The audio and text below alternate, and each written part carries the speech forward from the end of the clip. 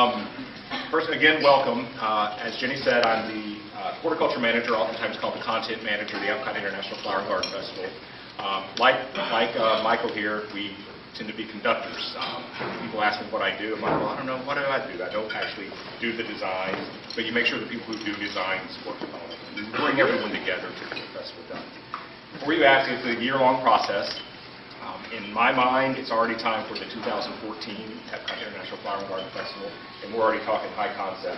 By the end of this festival, we will probably know with some certainty what our main attractions are going to be. It takes that long. The festival was begun 20 years ago. This is our 20th festival, as a way to use horticulture to bring guests into the park, perhaps reach guests who wouldn't necessarily want to come to Epcot, and also to take care of a resource that we've had here since the park began, a very robust horticulture park.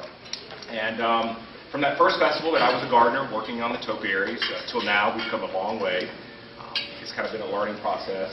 And one of the things that we've learned is you have to continually bring new content into the garden. And that's really what I want to talk about here very briefly. Some of the new, already too long for Chef Jens. Some of the new content that I encourage you to see. First is our Radiator Springs garden, which is a new garden based on cars. We have our cars topiaries and a playground.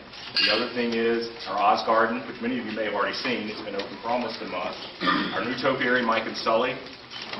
Stay after the sun goes down, because all of our gardens are now open at night and all of our topiaries are lit. And then the final new element in the garden is, I'll turn it over to Chef Jens, is the food and beverage element, which he and I have been talking about for, what, 5 years now? Yeah. And it's so, and Michael, it's so gratifying to finally see that happen. So, Chef? Oh, that was good. Thank you, Frank. Good morning, everybody. It's a pleasure to be under this door. Never come here. So yeah, we're really excited, like Eric said. It has taken us 5 years. We always had the passion to kind of connect the plant, the gardening with the food. But there was, it's a big process to get things approved, because nothing is for free. There needs to be a big investment. But our new vice president for Epcot, Erin Youngs, she's really passionate about food and new things and flavors. And she's very much into the multi-sensory experiences. So for her, when we said we want to bring some food out, she said, yeah, put something together. And for us, so we're like, we're really happy about it. So, and it was really approved, I think, 3 months before the festival. So right after Food and Wine, around Thanksgiving time, she got to go. So we had to, it was the, oh my, we got to put it together quick. But we made it happen. I mean, my team has worked relentless to make it happen. I mean, the general, Eric, all the teams are really excited about it. And we have created some really unique experiences. Because the biggest challenge for us was, how can we make it different to Food and Wine? We all love Food and Wine. Love it. And that's what I'm working on right now. But how can we make Flower and Garden exciting to the guests who are coming for the plants and for the beautiful design? And then make it exciting for people who just love food and beverage, and we can get some new guests in here. So I think what we achieved with 12 marketplaces, so we're not overcrowded with marketplaces, it's a nice balance. We have really created more of experiences, and the food is just uniquely different. So none of the food you're going to taste today here or outside in the marketplaces is the same or similar to what you get for Food and Wine. As a portion size might be different in certain kiosks. I think our baby this year, my baby definitely, is the barbecue, the smokehouse. And what an experience, WDI, food and beverage, horticulture, what we put out there is really unique. You can get barbecue in a lot of places, but you go here now to the Epcot, it's an experience. You see it, you smell it, you can always touch it, you feel the heat. It's really unique. And the food is just tasty. So I'm very happy. Now, I could have never pulled something off myself, alone, even outside Disney, but in Disney, what we can pull off is really amazing in 3 months. It's really, truly amazing. So thanks to the great team we have. But when you get out there, we try to taste your way around the world, because we have unique food in every single marketplace. Let's start up here. If you go to the cottage in the UK area, we have a freshly baked potato and chive biscuit, and it's filled with salmon on top. I mean, it worked out great in my mind. It sounded good in my mind. I like it, but I was a little bit on the limb. I didn't know how it's going to really perform. But it's the #1 item in the marketplace, so it's doing really well. So, and it's uniquely different. So probably nobody of you had it before, but go and taste it. You're going to fall in love with it. It's really. So there, the idea was to take a tea party, high noon tea party, but make it a little bit different, make it a little more fun, a little more substantial. We didn't want to do finger sandwiches. Not because I don't like it, it's a pain to make, to be honest. Didn't want to put the burden on my chest to do fingers like this. But we came up with something similar, a lot more substantial and a lot better, and it's freshly baked. So the biscuits, we make them from scratch, we bake them in the kiosk. Same as the baked goat's brie, it's all baked in the marketplace. You have all that smell, all the aromas. It's a multi-sensory piece again, it's very big. We walk towards France, you get a beautiful ratatouille tart with goat cheese and a beautiful drink. They call it La Vie en Rose. It's a great song from Grace Jones, I like that. And it's elderflower liqueur and vodka, and just delicious. It's pink, but it tastes awesome. I have an issue with pink drinks. It's delicious. Then you go to Morocco. Morocco completely reinvented themselves. The food offerings there. I started up with a dessert called a Bagaria. Bagaria is a Moroccan pancake. And I saw it about 6-7 months ago when I was in Morocco for a trip. And I saw this pancake. It looked so cool because it's only baked on one side, and then you have all the baking soda and baking powder kind of reacting, and it creates this like spongy looking thing. And then I top it with almonds and honey and argan oil. It's a really unique item. It's just delicious. And they have a little roasted, orange water on it as well. Harissa roasted chicken leg in there, and then a lamb kebab and couscous salad. So completely new. You move on towards Japan from Morocco, and you have, I think, the hottest item for the bloggers. Everywhere, very sushi. Fruit sushi. Best thing I ever had. Really cool. It's sushi rice with sweetened coconut milk, fresh fruit, and it's wrapped in a naminori. So it's a wrapper made out of soy milk. Not seaweed, because a lot of, especially kids, have issues with the kind of seaweedy flavor. So this marinori is really nice. It's nice and very, it's almost like edible paper, kind of like it. Really neat. So kids who love it, adults love it. Great item. If you want something more hearty, we have a yakisoba pan. It's a little hot dog bun with stir-fried noodles and vegetables. Very nice item as well. And then you come up a little towards the smokehouse, and then actually your nose will tell you what's coming up, because you should smell the oak, the pecan wood, all this good stuff we have burning there. And then we have the nice slowly smoked brisket with collard greens and jalapeno cornbread, the pulled pig slider with the slaw and the house-made barbecue sauces. And the dessert there is outstanding as well. It's a chocolate brownie, rocky road mousse kind of. It's delicious, decadent, just yummy. Then you go down towards Italy. Beautiful lobster salad, green asparagus, very seasonal, very ingredient-driven, fresh lobster. Can't get better than that. We have a nice lasagna primavera, vegetable lasagna, with freshly roasted tomatoes and garlic. Just a nice item there. In Germany, Bauernmarkt, we have one item here today. It's potato pancake with house-made applesauce. Very traditional to Germany, especially the area I come from. I grew up on that kind of stuff, so it's just really comforty, hearty. You know it as latkes as well, but we pair this with applesauce, so it's like sweet, savory, crunchy, soft, hot, cold, it's kind of good. Then we have a meatloaf sandwich in there, and savory bread pudding with wild mushroom ragu. So again, the ingredients are talking: potatoes, mushrooms, onions, like everything is growing on the marketplace, and I have to give Eric a lot of credit. We didn't talk about the festival gardens, really. The festival gardens, you see huge planters in front of the market. Every kiosk or market has at least 2. And all the product we use in the food is growing right there. So again, the great educational tool for the parents, for the kids. As many people don't know anymore how produce looks like.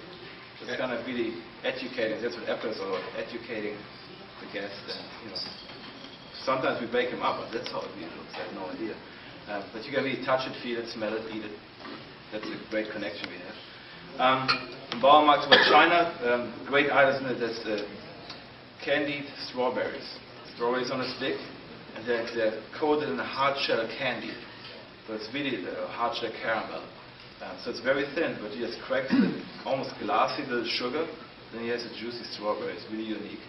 Just be careful, it's a long, pointy stick, so stab yourself. And the pancake is just delicious. We have a little pancake with chicken and apples, which is just outstanding. There's sriracha sauce on it as well, so nice, spicy, sweet, crunchy, good things. And then you go towards Florida Fresh, which is probably my second favorite kiosk after barbecue, because it's really all local sourced produce. So we have a beautiful watermelon salad. We have it here with pickled red onions, B&W Farms arugula, a little feta cheese and balsamic reduction.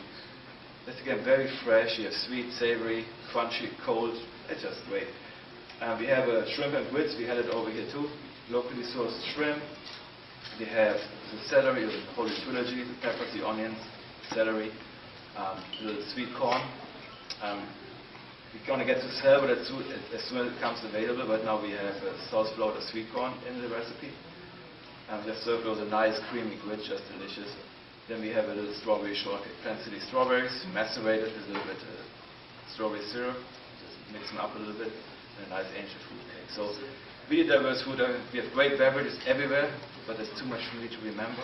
So I need Marianne to help. But try the tomato wine in Florida, fresh tomato wine. If you never had it, it's really unique. Almost tastes like a mild Bloody Mary, but it's clear and it pairs great with the shrimp. So please have that. But I talked too much already, way too much. I'm going to be around. I'm going to grab breakfast for. Hello, everybody. Thank you again for being here this morning, and we really appreciate you taking the time. We're very excited about what's going on with the Flower and Garden Festival this year, and as Chef Jens and Eric, talked about the gardens and the food and a little bit about the beverage. This was a really fun undertaking. When we were tasked to come up with the Flower and Garden Festival, one of the things that we really didn't want to do was with the Food and Wine Festival and the Flower and Garden Festival to look the same. So we really tried to make some significant differences.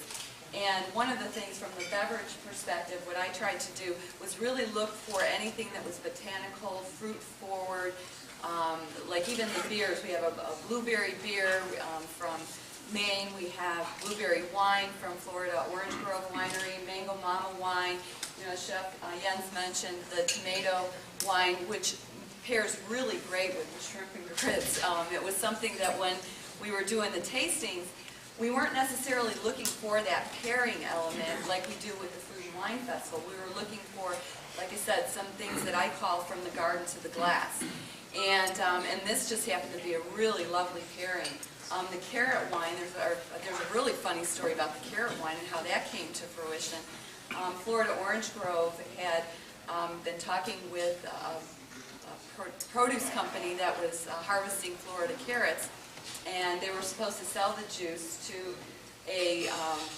another country for some processing, and they didn't. And so there was like thousands of gallons of this carrot juice, and Vince was kind of tasked, can you make a carrot wine from this? And so he did, and it's actually gotten some awards in local markets and whatnot, which is really cool. So, if you have the chance to taste the carrot wine, it's not only a fun, buttery type of wine, and it's made from 100% carrot juice, but it's also, it's kind of one of those fun type of stories that, flukes happen and something great comes from it.